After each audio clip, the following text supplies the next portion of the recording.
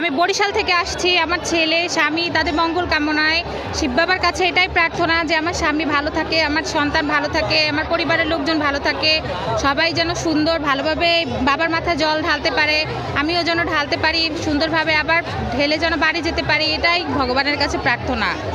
শিব বাবার কাছে এটাই চাইবো সবাই যেন ভালো থাকে, আমার স্বামী সন্তান সবাই যেন ভালো থাকে। মেয়েরা শিব উপোস কেন করে? হ্যাঁ, আমি তো জানি যে শিবের মতো বর পাওয়ার জন্য।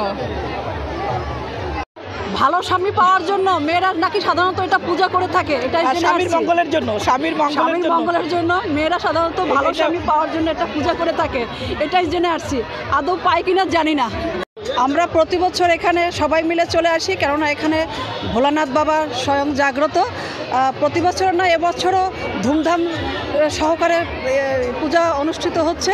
আমরা সবাই প্রতি বছর এজন্য আসি, আমাদের জন্য বাবা ভোলানাথ দয়া করে আশীর্বাদ করে যেন আমরা সবাই সুস্থ সুন্দরভাবে জীবন কাটাতে পারি।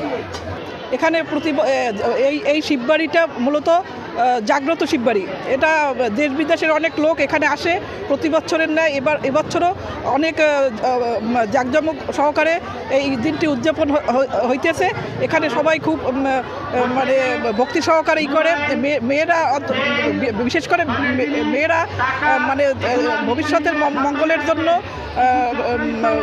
সংসারের মঙ্গলের জন্য এই পূজাটা করে থাকে। তাছাড়া পুরুষেরাও এখানে আসে, খুব সুন্দরভাবে উদযাপিত হয় এই পোনাবালিয়া এই অনুষ্ঠানটা।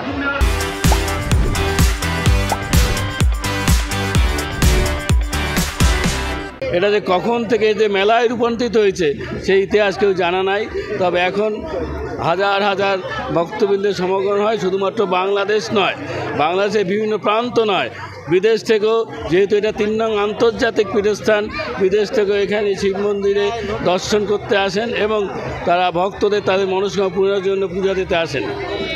এবারও তাই হয়েছে। এবার আজকে শিববাড়ির মেলার এই মেলা ঐতিহ্য 400 বছর পূর্বের, এবং এখানে পুণ্যার্থীরা আসেন, বাবার চরণে মাথায় জল দিয়ে তার মনোবাসনা পূর্ণজন আসেন।